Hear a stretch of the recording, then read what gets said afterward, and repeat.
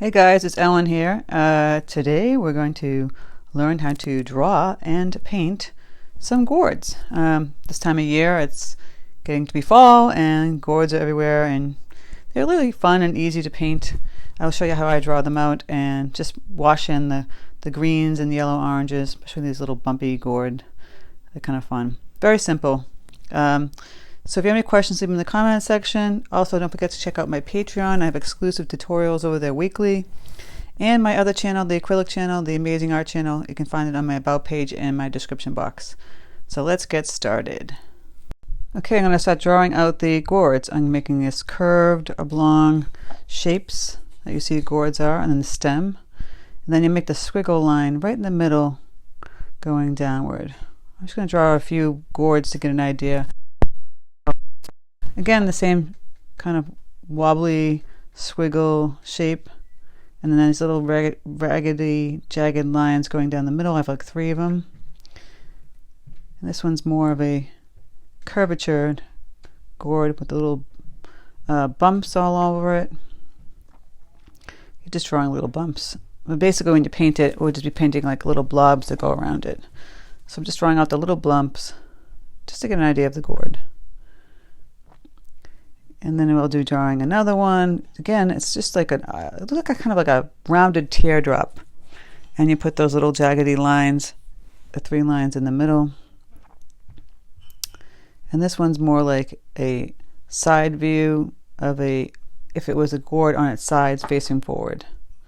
So it's a circle with the lines going towards it in the middle. And another one like a teardrop gourd. Very simple. And this one's kind of like a pumpkin. Some of the gourds look like pumpkins and they have little spots in them. They're like white with dark green spots in them. I'm just going to go over this drawing so you can see it better with my Sharpie pen. So you see how I make these shapes. Simple round shape there, and then just putting those lines going all the way around. That's the side view one. Then this really wild, wonky, curvatured teardrop kind of shape. The stem, same with this one. Looks like a butternut squash almost, but not really. They're very simple to draw. You can just pull up some gourds all over the internet and look at them. And if you have to trace them, you can trace them. Just to get an idea of the feeling of what the shape looks like. And of course, drawing out the bumps on the gourd might be counterintuitive since we're just going to paint them in. But it's just fun to draw them out. Again, the pumpkin with the little lines, and then the little dark marks that are all on the gourded pumpkin. They come in like white with like or yellowish tinge with green spots. Here I'm going to take those gourds that I just drawn out, and I'm going to start figuring out what kind of composition I want them in. I'll place them to the left, to the right, up and downward. I don't know if you can see the pencil that well, but it's a very light pencil. Again, I'll draw out another composition real quickly, laying it outside, just to figure out where I want to place the gourds now that I figured out how I draw them. And I'll just play around with this on my sketchbook and figure out which way I'm going to place them. And after I figure out the composition, I'll then be placing it on my actual paper and get ready to paint.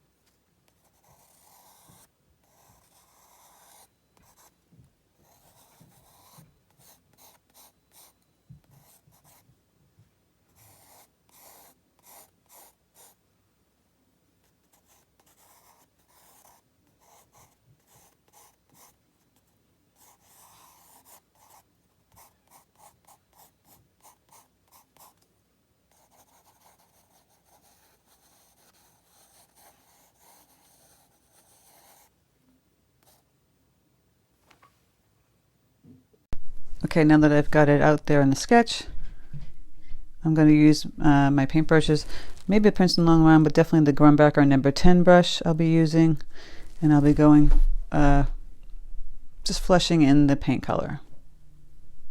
So now I'll take my Grumbacher brush and I'll mix up some greens. I'm using like a olive green with some Van Dyke brown mixed in. So it's not just a bright green, it's a little duller. I'm mixing some Prussian, maybe a little Peacock. I'm mixing up my yellows and my yellow oranges because the gourds will have yellow oranges and some greens. And then I'll just start flushing in the color.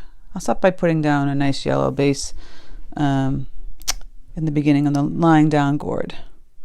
Just going to fill that all in with this yellow color, and I'll just do it sporadically so it gets that feeling of that bumpy gourd that you see. And I'll keep putting in that yellow tone with multiple different layers of yellows. And that yellow that you see can be mixing in with some orange, and I'll just dab that in, just dabbing it where you would see the bumps. So it will kind of bleed out a little bit while it's still wet. So I'm painting wet on dry. I'm not doing, and then as it's painting, I'll be doing wet on wet, basically. While I flush in that color, I'll add in some other tones. Now I'm going to be flushing in the same color, and that other gourd, the one that we drew out that had the 3 kind of fuzzy stripes going down.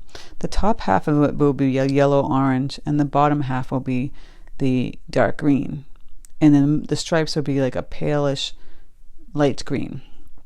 So I'm just flushing in the yellow and then dabbing in some nice little orange hues, as you see here. It just gives it it will keep it from being flat and giving a nice texture, look, quality. And just tapping in with the tip of my brush on the edges of the yellow area that I painted, on the sides and the bottoms, that orangey yellow color. And I'll just keep doing this until I feel like it's blending nicely and it's getting the color tone that I'm looking for. And I'll go back to the bumpy one and keep adding layers of the orange yellows to give that bumpy natural gold effect. I'll add a little brown too. If it feels a little too dark, I'll just take it out and just keep playing around with it, because I want him to be distinctive but not dark. I'll just keep adding in those bumpy little bumps with the orange yellow, continuing all around until I feel like it's where I want it to be. Now I'll take my light green color and I'll start flushing in those little light green stripes on the side round gourd that's facing you. I'm just going to start flushing in all the light green colors in all the gourds, as you saw me draw out the rounded gourd. And it's like a star I'm painting in. And I'll go in and I'll flush in all the light green stripes that you see in all the gourds. And that's a mixture of the olive green, a little bit of the brown, a little bit of the yellow, maybe a touch of blue. Just get that really pale green color and until you fill it all in. These little stripes on all the gourds. And kind of paint it in a zigzaggy, kind of jagged way so that you get this natural zigzag stripe. It's not a straight stripe. The gourds all have this funky, jaggedy stripes. So just take your brush and move it back and forth to create that jagged look on all the stripes and all the gourds. As you see, as I'm doing here, just flushing them in. And I'll keep doing that on all the gourds. Very simple. Once I've got that down, I'll get my dark green color, which I mixed up. You want also various tones of that. I've mixed in some of this olive green with some Prussian blue and some Van Dyke brown, and I'll just flush in the in-between areas of the light green stripe, as you see as I'm painting here. And I'm gonna do the bigger one sporadically, so there's still some white areas left in between it. It just, again, gives it that more textural kind of feel to it. And I will keep flushing this in until all the green areas are filled in on the gourds. So as you see, I'm going to just leave it there where I'm showing you how I'm doing this, and we'll come back to more talk about finishing it up.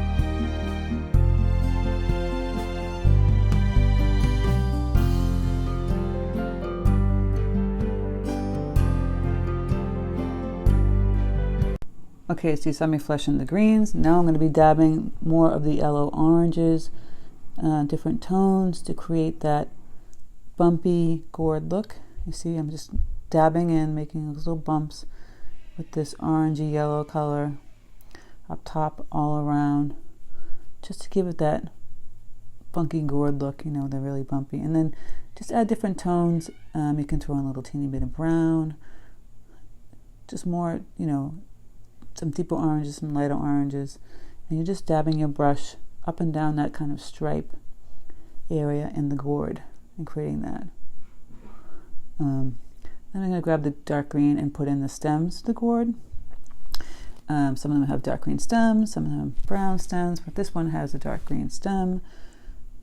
And then the other ones I will grab some of my Van Dyke brown and put in the stems with that.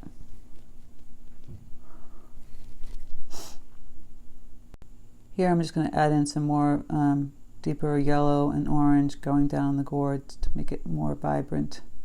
The paint dries lighter, so you want to go back in and layer in another color if you feel the paint is too light. So I'll just keep adding in some darker yellow oranges until I feel like I'm satisfied with the color of the gourd. And I kind of tend to do the colors darker in the inside edges.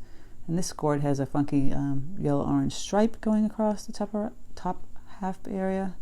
And then I'll be going back in and flushing in the dark green as well. As you see here, right in the stripes, the zigzag dark green. I'll add in the green, a medium tone kind of green in the beginning, and then I'll go in and I'll take a super deep darker green and I'll dab it in on the edges, the inside edges, so it blends in nicely and has that more realistic look. As you can see, I've got that dark green and just dabbing it on the inside edges of that particular stripe. And I'll do that. And then I'll put some dark green on the bottom area of that to create a shadow effect from the gourd that's in front of it. I'll just keep doing this until I'm satisfied with how that comes out. So now I'm going to go back in and I'm going to add some brown to the stems of the other gourds. Just to give it a variety. Some gourds have the brownish stems, some have greenish stems, it's nice to make a nice variety of the gourds that you're painting. I'll just fill that in with the brown paint, just like so. And I'm going to probably add in some brown touches in the bumps around this particular gourd, just to give it, again, some more vibrancy and just to pull out those bumps. You can really recognize them.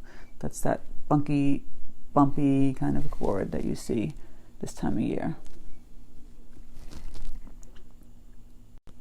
Now I'm going to mix up some blues. I'm going to put some bluish grays. I'm going to put in a shadow kind of underneath the gourd on the right, the circle one, going towards the one next to it. So I'll put a darker hue of the bluish gray right from the bottom of the gourd area, just outward, as you see here. I'll put a lighter shade there first, and then I'll put a darker tone right on the bottom edge going outward to the left, just like that. And I'll do the same thing on the other gourds to the left of me, so you see the shadow of them. I'll just keep playing with adding, I want in the blue tones. I don't want it to be gray. You want to add some color to it. Blue's always nice. You can even add a hinge of green because there will be green shadow from the actual green part of the gourd going on a white ground table or whatnot. And this is just going to punch it up. It's going to give it that liveliness and vibrancy and realistic look that you're looking for. I mean, it's obviously not painted super realistic, but it's going to feel like you know what it is. It's a gourd, and it's not just floating on a table. It's actually lying somewhere, and it's creating a shadow. And I do the shadow from the left because the sun was coming from the right. So you always want to do the opposite side. And I'll just go in and I'll tweak in the gourds, adding a little darker tones if I feel like it wasn't enough, adding some shadows, and just keep tweaking it until I feel like I'm satisfied. So once you've got your shadows in, you feel satisfied, then you have your finished gourds. So I hope you guys really enjoyed this tutorial. I thought it was a little fun thing to do for the fall. And I'll just keep going back in sometimes and I'll add little touches of darkness. I mean, I wanted to brighten up that yellow part with some more vibrant yellow. If it feels like it's getting dull, just keep doing that until you're satisfied. If you have any questions, don't forget to please leave them in the comment section. Again, also don't forget to check out my Patreon. I have exclusive tutorials there weekly to check out. So take care, guys, and I'll speak to you soon.